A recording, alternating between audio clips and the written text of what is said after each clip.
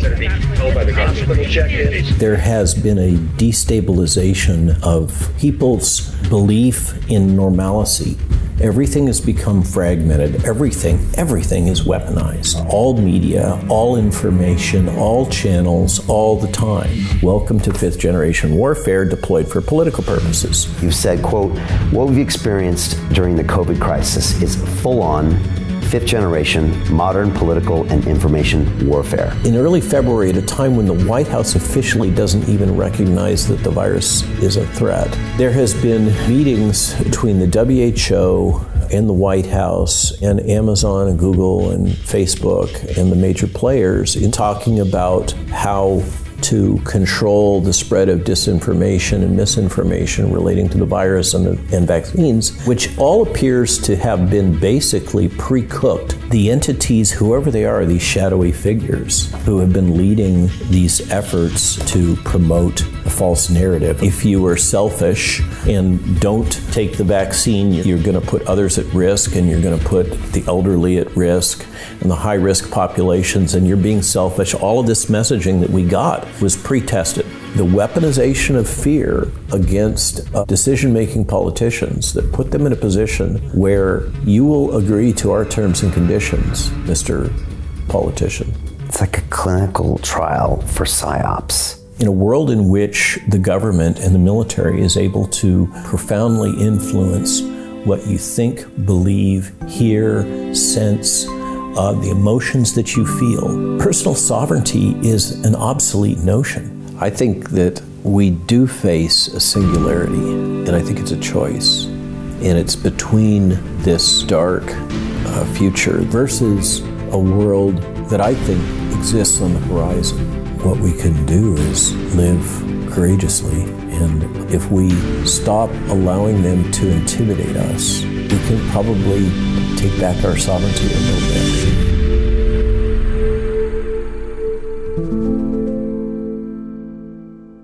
Hi, it's Brian Rose from London Real. You probably know that we've just recently been re-platformed on YouTube after 25 months completely in the dark. The truth is, I really need your help. What I really need you to do is click on that subscribe button right now, like this video, and maybe even leave a comment or share the link with friends. We're really fighting against an algorithm that's tried to keep us quiet for so long. And the more subscribers we have, the more people watch our content, the better guests we can bring you, the better content, and we can continue transforming lives. We've been doing this for 14 years now. I want to do this for another 14 years, but I really need your help. So click on that subscribe button, like the video, leave a comment, share this, and we're going to continue to bring you more and more great content. Thank you. This is London Real. I am Brian Rose. My guest today is Dr. Robert Malone, the internationally renowned virologist, immunologist, physician, biochemist, and author. You are credited as the original inventor of mRNA delivery and vaccination as a technology, and have spent much of the last 40 years working on vaccine development with extensive experience in drug repurposing for infectious disease outbreaks. You have submitted almost 100 scientific peer-reviewed publications and been invited as a speaker at over 100 conferences. But more recently, you've been subjected to censorship and defamation because you have criticized the US government for its methods and standards of bringing vaccines to market in a safe and effective manner. Robert, you ultimately believe we must demand transparency from our governments and big pharma, and that no person with facts or evidence should be denied the right to challenge, debate, or protest. This is our second conversation, and I'm glad we could do this one in person and live, or for as long as they let it stream on the big tech platforms we're currently using. Because of the threat of censorship, can everyone please watching this share this current link to all of your contacts, social media channels, Telegram, Signal groups, etc. if it gets taken down. And of course, the full unedited and uncensored episode will always be available at londonreal.tv/Malone. Robert, welcome back to London Real. Thanks a lot, and thanks for the opportunity to be here in this beautiful new studio.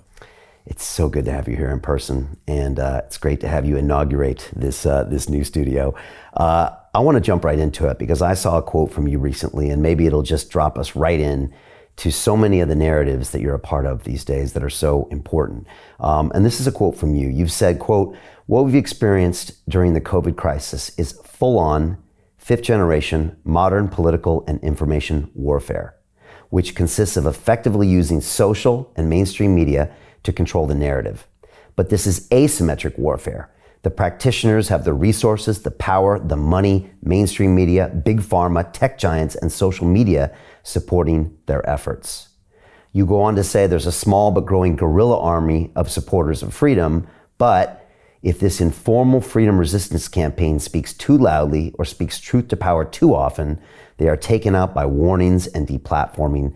They're losing their right to free speech on a daily basis. We've even seen some politicians no longer allowed to use Twitter, YouTube, etc.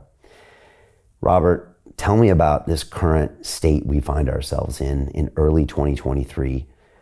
Describe this, and how does this affect everything in our environment, from vaccines to the transgender issue to just everything going on in the world? To Nord Stream. To Nord Stream pipeline. Yeah. It's everything. Now the latest here in the States is, are they weather balloons or are they UFOs? And the White House is being completely non-transparent about that, which of course is creating a field day for all those that are conspiracy-minded. I think in a way, a strong case could be made, whether it's intentional or unintentional. There has been a destabilization of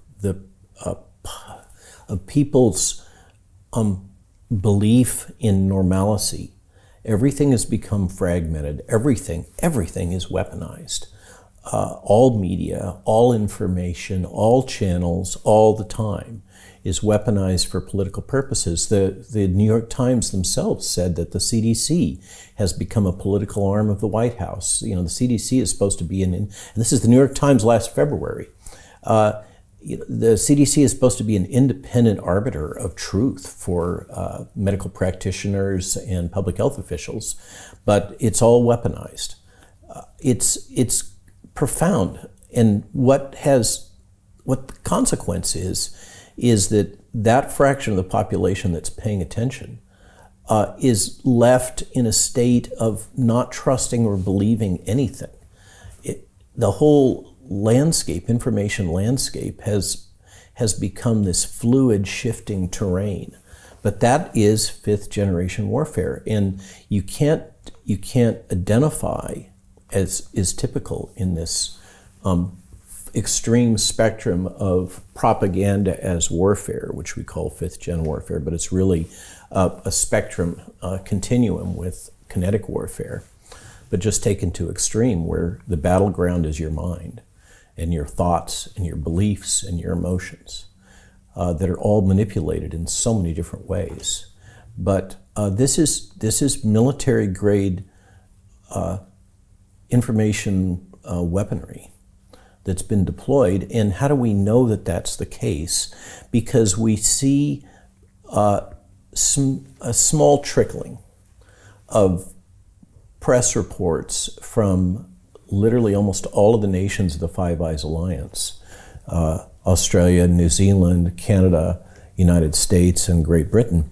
And in particular, Great Britain and Canada have gradually trickled out information about the role of the military over the last 3 years in deploying these technologies.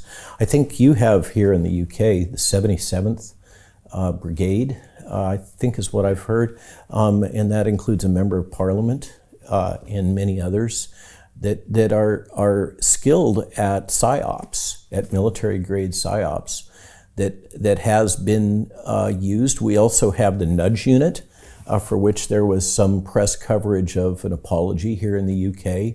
There's multiple stories, both in Australia and in the Canadian press. There was some Freedom of Information Act reveals in the Canadian press over the direct role of their military in propagating this. And it leaves people that are paying attention in a state of constant unease and disconnectedness and apprehension, this chronic anxiety, which, by the way, is exactly what Matthias Desmet, my friend, who wrote this book on totalitarianism from the University of Ghent in Belgium, that came up with this term mass formation, or some have referred to it as mass formation psychosis, this hypnosis that has happened in the population where they have basically coalesced around fear objects. And what we've now learned is many of those fear objects were actively promoted. We even have Mr. Gates now talking about that the threat of the virus was overstated, and hence the response to the virus was an overreaction. You know, this is gradually coming out. But you ask about the current state.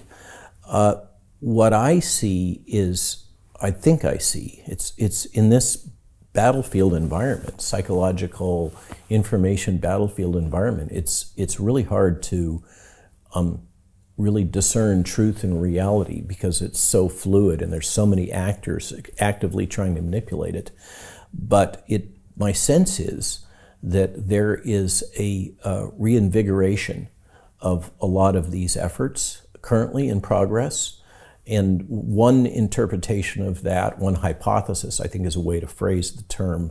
It sounds very sciencey, and I'm not meaning it that way. I'm trying to say, I don't know this to be true. It appears that this might be one of the things that's going on. So a hypothesis is that the entities, whoever they are, these shadowy figures who have been leading these efforts to promote a false narrative about the nature of the virus, the nature of the disease, the safety and efficacy of the vaccines, the safety and efficacy of the new drug products like remdesivir, they seem to be doubling down as there is this kind of gradual trickling out reveal that's happening right now with both clinical data and FOIA information, the Twitter files, the information that's being revealed by the attorneys general, this Fauci paper that recently came out, which he says he is not saying that the vaccines don't work, even though he appears to be saying that the vaccines don't work. So there was some damage control put out after the paper was published. It seems like the information, as they say, information wants to be free. It's coming out. And now they have to redouble their efforts to try to keep a lid on this, presumably because if people become aware of what has been done to them, they will be rightfully upset. In theory, one would think an electorate would retaliate against the political bosses that have given rise to this. I don't know that that's true anymore. It could well be that they can manipulate information, virtually manipulate reality to such an extent that people stay kind of asleep. So that's what I'm seeing is a really ramping up recently over the last couple of months. And the most egregious example of that is the Project Veritas Pfizer response, which was just amazing to watch. The full power of a multi-trillion-dollar company to memory hole, wipe the internet, completely control corporate media, and bury a story that is a huge story but can't be told. Just the same as I mentioned a moment ago, the Nord Stream bombing is another story that is not allowed to be told, despite what Cy Hirsch has tried to publish. So if we go into that Veritas piece, maybe it's the perfect example to illustrate your point. Maybe something that couldn't have even been done a couple of years ago because maybe they weren't prepared, but we saw a video come out where Project Veritas, got that Pfizer executive to confess some things that they're doing behind the scenes. That video temporarily escaped via Twitter, but then very quickly, as you mentioned on our last episode, all mentions of the executive himself was wiped off something known as the Wayback Machine, which is a way of chronicling everything that's ever been written on the internet, something that I thought was like the Bible. It couldn't be unwritten or rewritten. But you were saying they were able to wipe that and also start to wipe all other references around that.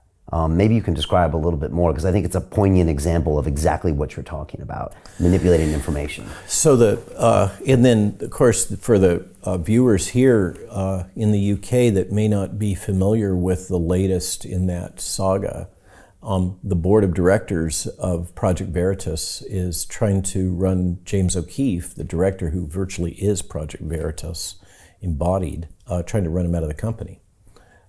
So that's just the latest in this saga. For doing that?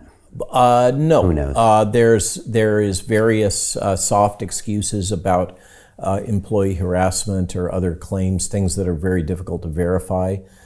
So kind of a cloud of suspicion has been built around him, none of which really has anything particularly tangible. Right. An information warfare tool is what that is. Right. And amazingly, it's coming from his own board of directors. So there's a lesson in that. Anybody who's an entrepreneur, select your board of directors very carefully. I think, how many times do we have to learn that lesson? Especially in nonprofits, people seem to forget that. So the story, I'm just back from London, and I get a call. Dr. Malone, would you review this video that we have embargoed from Project Veritas? And so I click on the link, view the video, and I'm scheduled for a Zoom hit like as soon as I can finish watching the video. So I'm really coming hot off of that, and they capture my reactions to it, and then they cut that in at the back end and throughout the video, where I'm basically expressing shock and awe at the tone of the young executive, more as in the content of what he's saying, which is largely forward-looking. He's disclosing in that particular cut, and it turns out they have more footage that they subsequently released. In that particular cut, he talks about Pfizer, in his position, is that of a worldwide director level. So it's pretty high. He's like 3 down from the CEO, and worldwide director of mRNA strategies, I think is the short version of his title. It comes out that he was in a urology residency about 2 years in, and he dropped out of his residency and then got this position. He has no prior experience in immunology, vaccinology, molecular virology, molecular biology. He's just slotted into this position, which is kind of fascinating in and of itself. And I assert that this represents an ESG hire, most likely. That's my hypothesis, is he was put in that position to meet certain corporate criteria for hiring of different categories, protected categories. In any case, so the gentleman speaks about gain-of-function research and denies that Pfizer is performing, and he's quite wry about it, denies that Pfizer is performing gain-of-function research rather that they're performing directed evolution.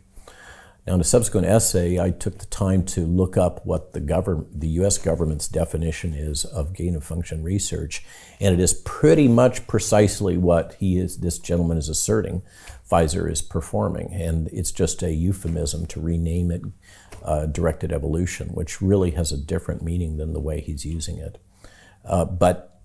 So this comes out, and the focus in that particular segment and the outrage is around Pfizer, this senior Pfizer executive essentially acknowledging that Pfizer is engineering viruses, and there's a prior story in Stat News, which is a Boston-based outlet that focuses mostly on the pharmaceutical industry, among other things, and health and in general, but very much a Boston-based,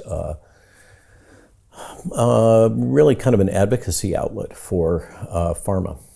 And so they had done a puff piece on Pfizer and the Pearl River, New York facilities, in which they explicitly described exactly what the gentleman was saying was going on, and talked about their collaborator at University of Texas, and a Chinese gentleman that was actually performing this directed evolution or gain of function research on their behalf, et cetera. So everything in retrospect, everything the gentleman said was really already covered in another puff piece that Stat News had put out, but nobody had paid any attention to. And then when it came out with kind of the outrageous spin of this gentleman's very casual, kind of narcissistic approach to this, under the rubric of Project Veritas, suddenly there's a bunch of outrage over it.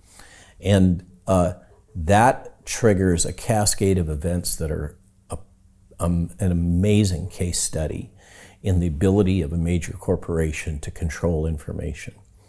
I think it's your Daily Mail puts out an article covering it and then almost immediately takes it down. Then this process begins.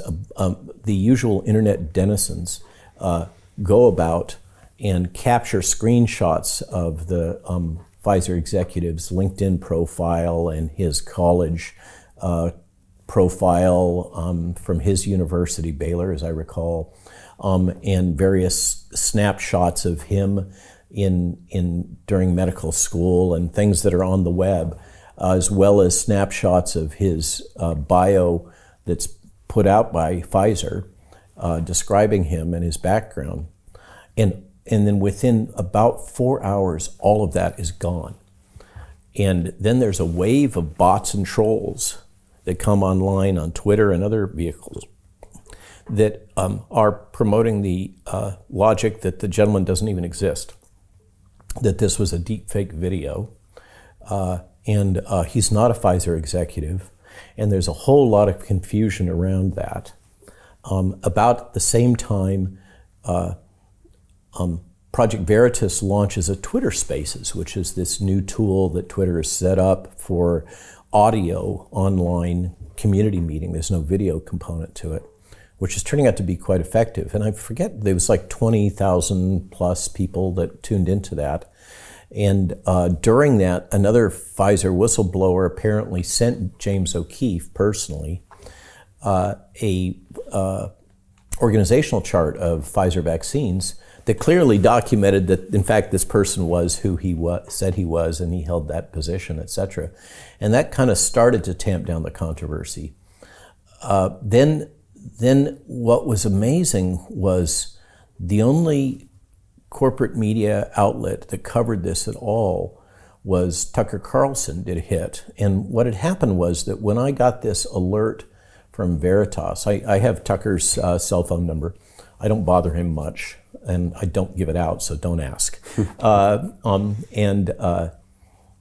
I alerted him. I said, I've seen this embargoed video from Veritas, and you probably want to have your staff pay attention to this because I think it's going to be a big deal. And so he gets me on the following evening after this has all transpired, this long Twitter Spaces conversation, et cetera, and covers this really fairly deeply, including a little bit about the censorship that happens.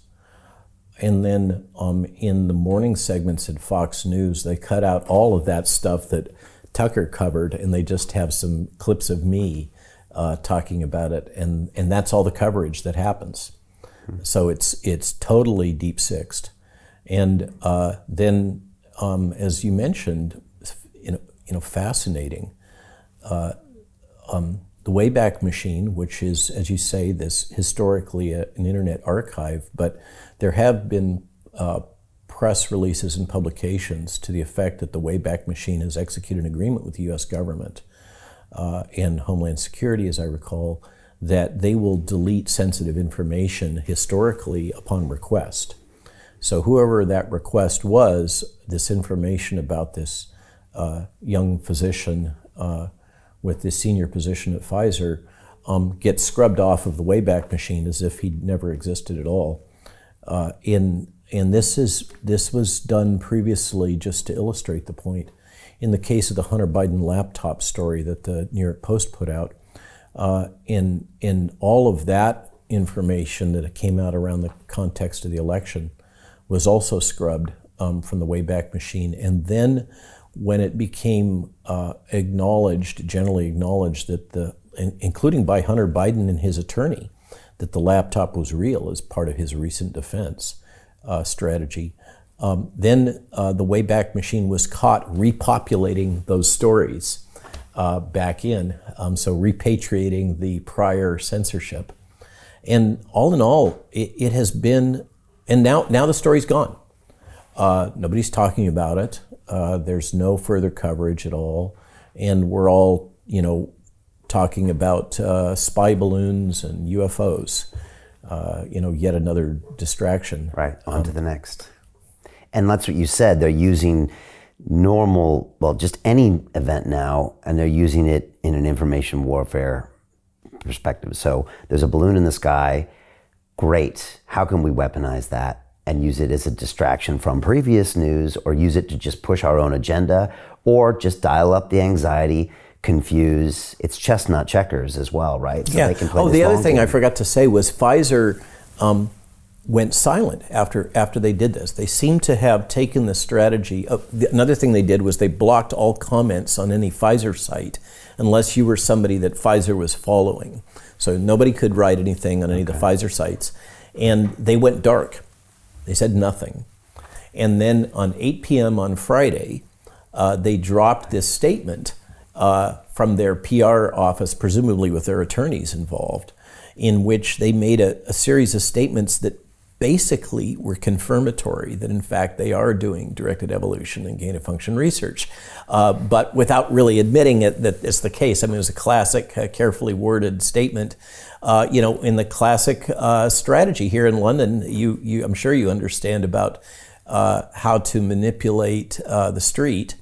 And one thing that you want to do if you don't want to take a big stock hit is you do the drop on Friday night, preferably before a 3-day weekend, so that the street has plenty of time to process that information.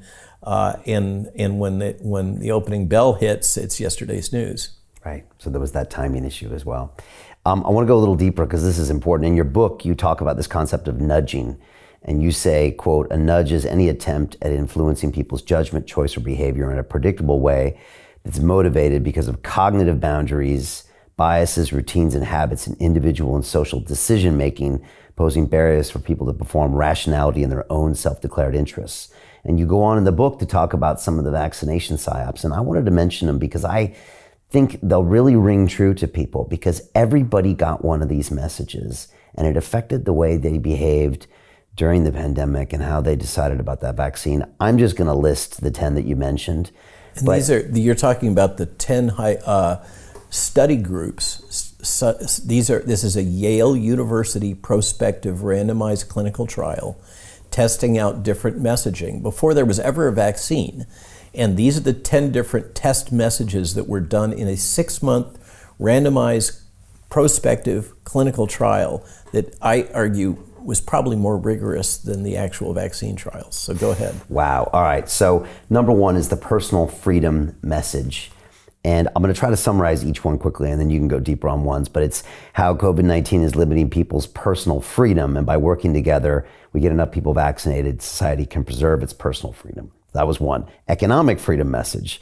Very similar to that, except it's limiting people's economic freedom. By working together, we can preserve that for society. Self-interest message presents a real danger to your own health. Even if one is young and healthy, getting vaccinated is the best way.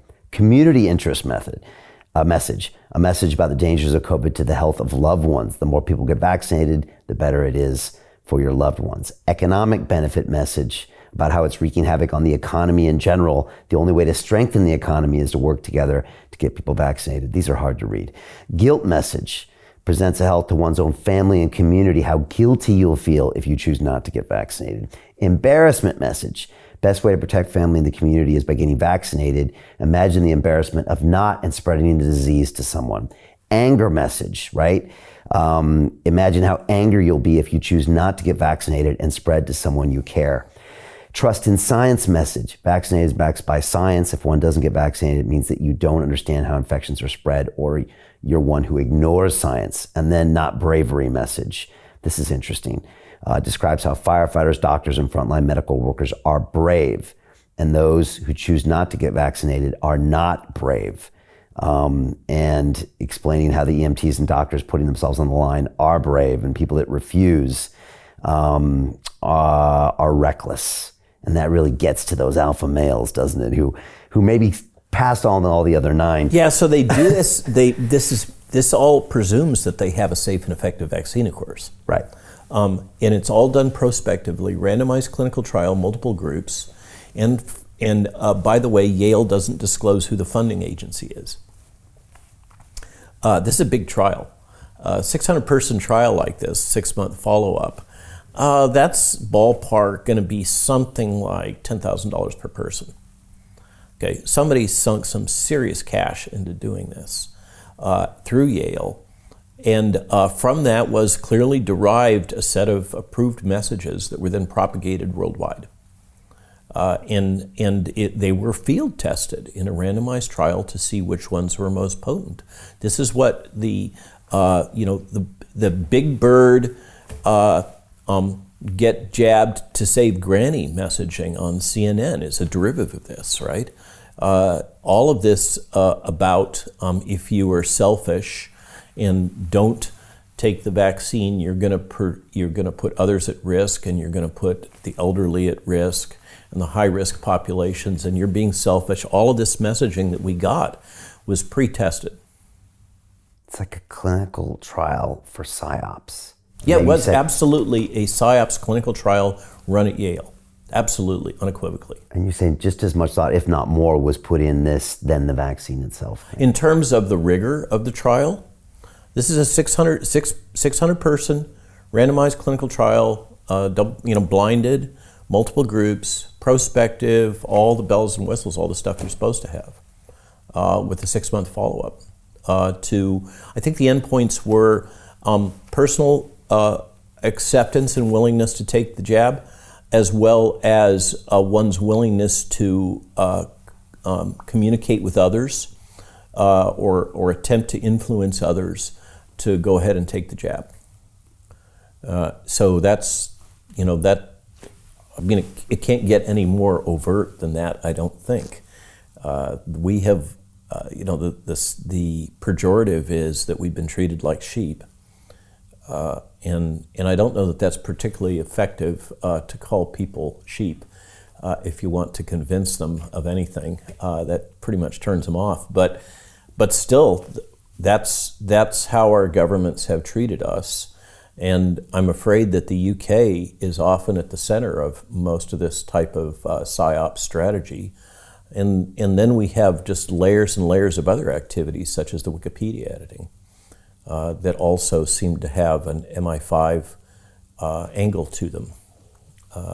And I mentioned the Five Eyes Alliance, of course, and the reciprocal agreements that exist between these various intelligence agencies so that ostensibly your intelligence community does not act directly against your populace in information gathering. I'm using a euphemism for spying, or other activities, but our CIA can act against your populace. That's totally allowed.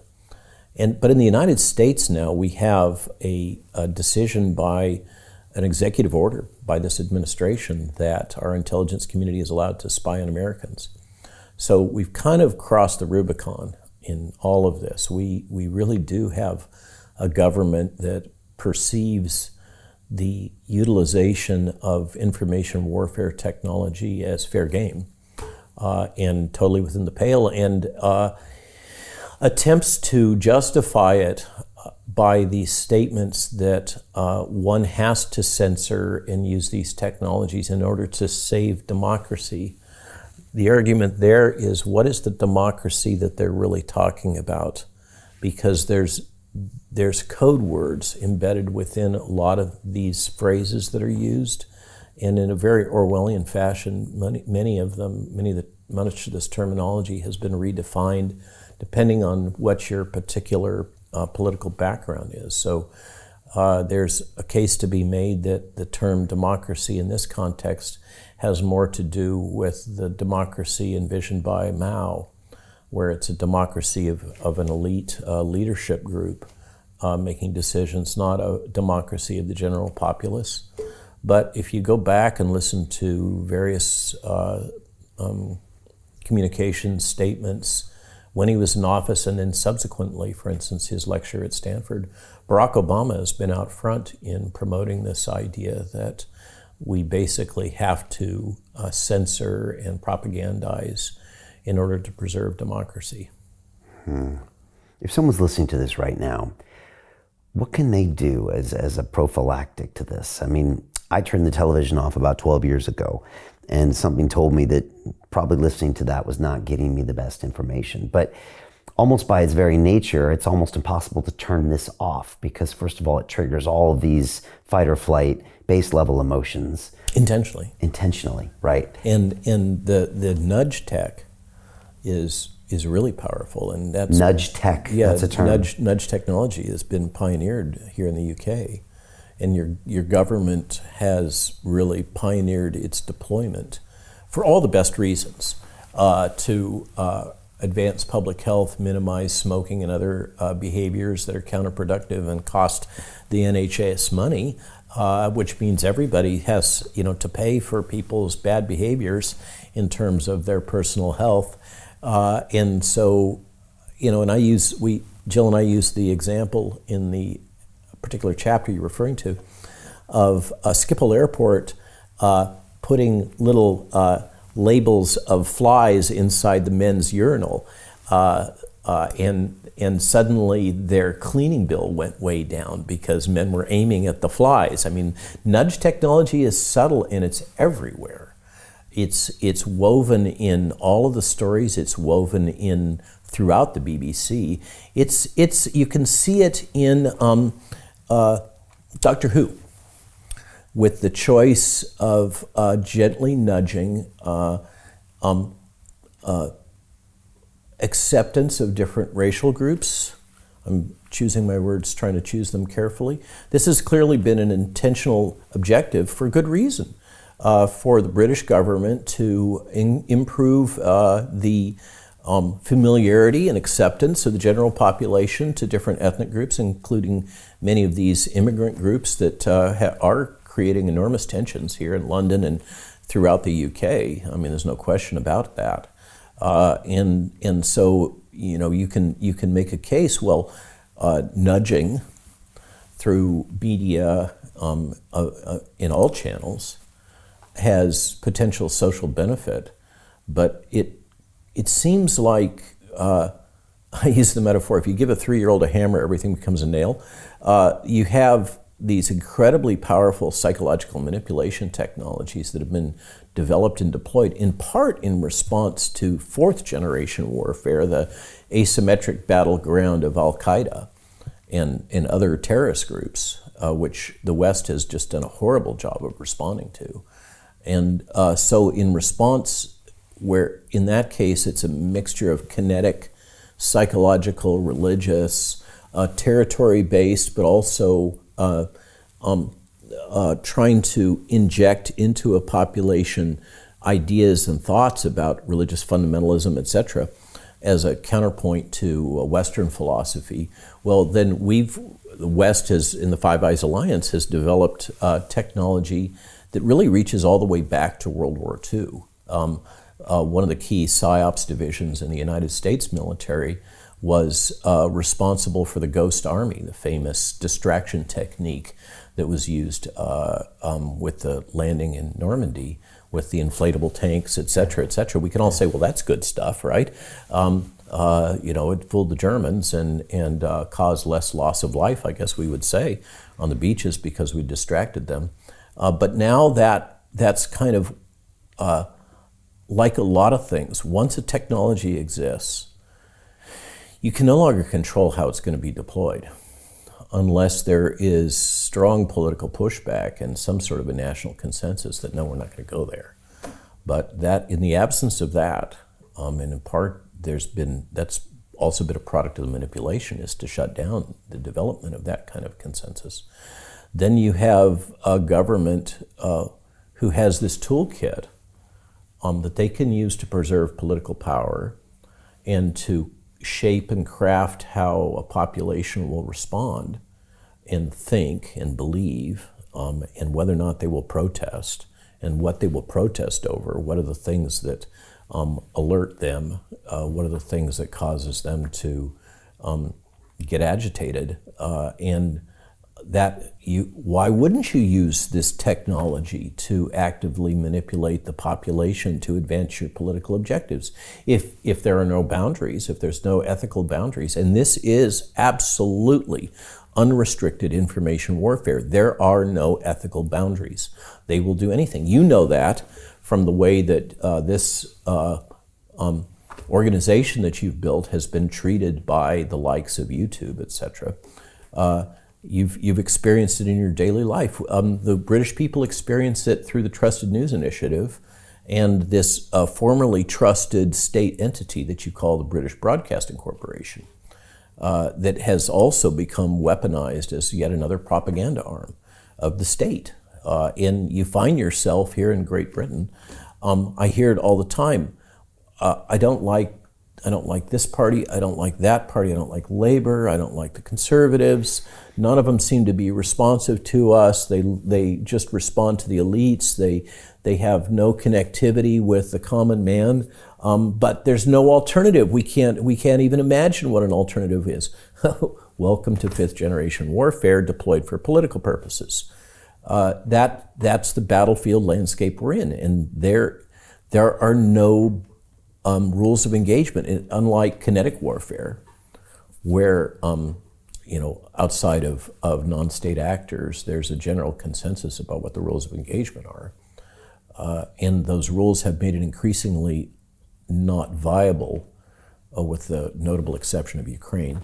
And in the case of Ukraine, they've justified that using very aggressive psyops and propaganda techniques to get general populace endorsement for that engagement and suppression of any alternative voices that speak about things like, as I wrote in an essay early on, just to give an example, if I had been a analyst, an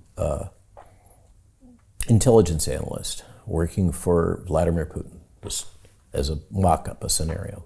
If I had been an intelligence analyst working for Vladimir Putin and for the Kremlin, and I saw that string of biolabs arrayed along the border, and I had just a smattering of intelligence, including the intelligence that was actually displayed on the State Department website for the State Department activities in Ukraine, in which they had the plans and a lot of the contract documents for a lot of those laboratories. I would have had to say, Mr. Putin, this is a significant threat. It's right on your border. It's a bio threat. To flip it around, can you imagine if the Mexican government built a series of biolabs along the southern border of the United States? What would be the United States response? Or if there were a series of biolabs put in place in Cuba, there's another example. What would our response have been? It would have been military. I mean, we would not tolerate that. There's no way. So this has been the Russians' assertion, whether or not it's being promoted in good faith, whether or not that's actually what their motivation was. There's no way for me to discern it. But if I was an analyst in that environment, I would be saying that this represents a significant biothreat and you better respond to it and you better neutralize it. And in fact, that's one of the first things that happened, was those labs were taken out. And I had this is hearsay. In one of the rallies that we did in Los Angeles, I had a lieutenant colonel come up to me who was actively serving at the time and said, "Robert, I need to talk to you." And of course, in this environment, you can never trust anything that anybody says. Anybody could be intelligence. Anybody could be misleading you. But he came up to me and he said, "You need to know that most of those labs were taken out by our jets, the United States jets, not by the Russian jets." I mean, those facilities, if you were sitting on the Russian side of the fence, you couldn't interpret them anything other than being a threat, I don't think. Point is that what I just said for the last 3 minutes in that little diatribe, that is completely suppressed. You cannot speak of that. It can't be written. It can't be communicated. You're immediately attacked as being a Russian agent. To continue watching the rest of the episode for free, visit our website londonreal.tv or click the link in the description below.